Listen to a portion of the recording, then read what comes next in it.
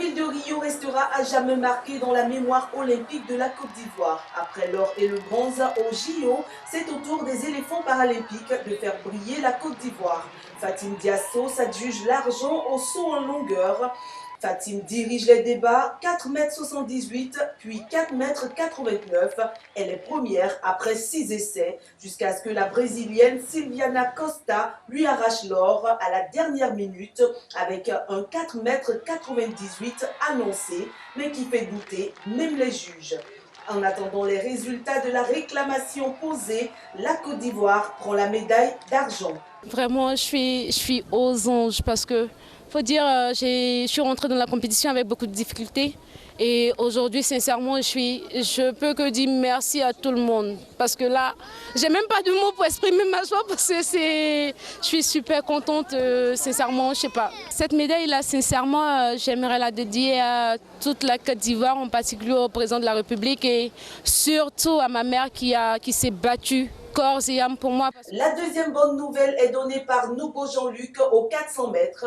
Deuxième de sa série, l'Ivoirien se qualifie pour la finale. Je dis merci au Seigneur pour d'abord la qualification pour la finale. Et très heureux parce que Fatim Diasso vient d'obtenir une médaille.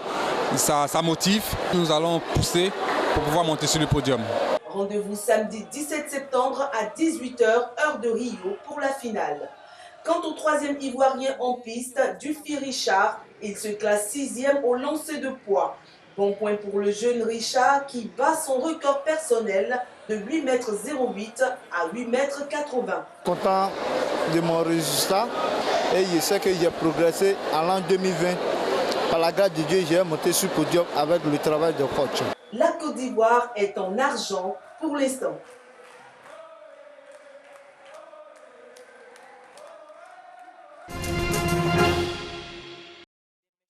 De faux cheveux, de faux ongles, de faux cils, des produits pour se décaper la peau ou pour faire grossir les seins et les fesses. Avec les femmes, les recettes pour séduire, il y en a toujours, comme ce phénomène des fesses artificielles. Une solution plus pratique, plus rapide et moins nocive pour avoir des rondeurs.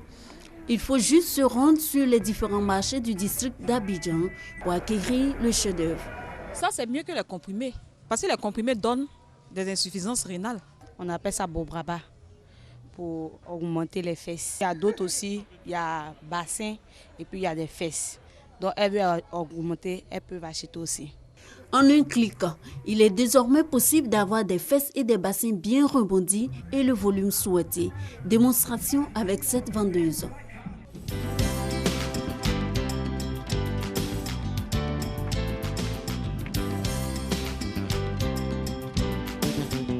Ces faux fessiers pour arrondir le poitrinail sont faits de culottes rembourrées avec de la laine ou de la mousse. Il y en a de toutes les tailles. Un business juteux. Ça marche très bien. Les femmes commandent ça beaucoup. On envoie ça du pas. Elles reviennent avec les camarades pour commander. Il y a un fournisseur qui vient nous livrer. D'autres quittent en France, d'autres quittent en Chine. Bon, ça, on fait à 12 000 à débattre. Donc elles peuvent avoir ça dans des prix 10 000 ou bien 8 000. On prend ça avec des gens qui quittent en Europe avec. Avoir des fesses galbées avec de faux fessiers, effet de mode ou pas, les adeptes ont chacun toute une bonne raison. Les fausses fesses, ce n'est pas forcément pour avoir les fesses. Il y a des tenues qu'on porte qui ne sont pas adéquates. Soit il y a des filles par exemple qui n'ont pas de fortes cuisses. Donc il y a des filles qui portent ça pour que la tenue descende bien. Il y a des filles aussi qui ont de fortes cuisses qui n'ont pas de fesses. Donc elles portent ça pour que la tenue soit bien. Je suis intéressée. J'ai fait ça, mais ma forme n'est pas trop ça. Donc, je vais prendre pour augmenter un peu. Je veux que ma forme sorte pour être sexy, pour être attirante, pour être belle, pour être bien en forme. Comme les hommes de maintenant, les filles en forme là. Donc, j'aimerais bien prendre ça et puis être en forme. Aucun sacrifice n'est de trop pour les femmes quand il s'agit de séduire. Aux fesses artificielles s'ajoutent des gaines fessiers et des seins artificiels. Cette gaine, ça aide les fesses tomber pour soulever. Et puis, ça aplatit les ventres aussi. Les femmes qui ont le gros ventre, ça leur permet de s'habiller en sexy. Ça peut augmenter les seins, comme si tu veux porter les habits décolletés aussi là. Tu as porté. Ça t'aide de soulever les seins. C'est mou. Des fesses artificielles, de faux bassins, de faux seins, des accessoires subtils pour se rendre belle. Tout un arsenal de beauté pour attirer le regard. Et ça marche, mais attention à ce faux physique. Maintenant que si tu portes, bon, si ton gars t'appelle, bon, allons-y au lit. Arrivé là-bas, tu enlèves, tu as découragé le mari, c'est pas joli à voir. Ça peut donner une nouvelle forme à la femme, mais si je découvre cela en chambre, bon, je serai dessus parce que je me dis qu'elle cache sa vraie valeur. Faux seins, des fausses fesses, on entend parler, mais il n'a pas encore été victime ni mon entourage. Le jour où ça va m'arriver, en tout cas tel que je me connais, il serait très en colère et puis si c'était à l'hôtel, il sait qu'il va la laisser là-bas pour rentrer chez moi tranquillement. J'ai des amis qui ont été trompés. Il a dragué la fille là. Maintenant, arrivé à la maison là, il a trouvé que non, la fille là, elle a porté chiffon pour augmenter ses fesses là. Maintenant, et puis elle avait porté sein aussi, silicone là, pour augmenter ses seins. Maintenant, depuis ce jour jusqu'à aujourd'hui là, moi, mes amis là, ils disent non, il ne veut pas go qui ont fesses avec gros seins. Ce phénomène des accessoires de mode pour avoir des rondeurs ne serait pas propre à la Côte d'Ivoire. C'est la nouvelle tendance dans les capitales africaines, entre autres Bamako et Ouagadougou. Derrière des fessiers sexy peut se cacher de la laine ou de la mousse. Comme quoi, toutes leurs rondeurs ne sont pas naturelles. Avant, le phénomène était culturel. Chez le peuple akan, par exemple, les femmes attachaient plusieurs pailles pour se faire des rondeurs à l'occasion des cérémonies. Mais aujourd'hui, le constat est tout autre. C'est la beauté du faux.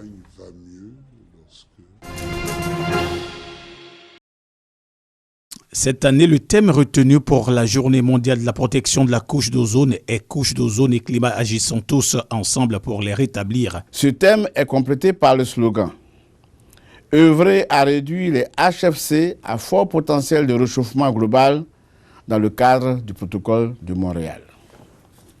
Pour comprendre le thème retenu, il convient de rappeler que depuis plus d'un quart de siècle, l'un des plus grands défis posés à l'humanité est l'appauvrissement de la couche d'ozone qui protège la vie sur Terre des rayons ultraviolets nocifs émis par le Soleil. Si en plus, cette couche venait à disparaître, les rayons ultraviolets du Soleil stériliseraient la surface de la Terre, anéantissant toute vie présente et future. Les 197 pays de la communauté internationale œuvrent pour éviter à la planète Terre la catastrophe. Cette mobilisation de la communauté internationale enregistre déjà l'élimination de plus de 98% de substances qui appauvrissent la couche d'ozone. Pour ses efforts en faveur de la protection de l'environnement, la Côte d'Ivoire a été distinguée par le Programme des Nations Unies pour l'environnement en 2012 et en 2013. Le gouvernement ivoirien entend multiplier ses actions.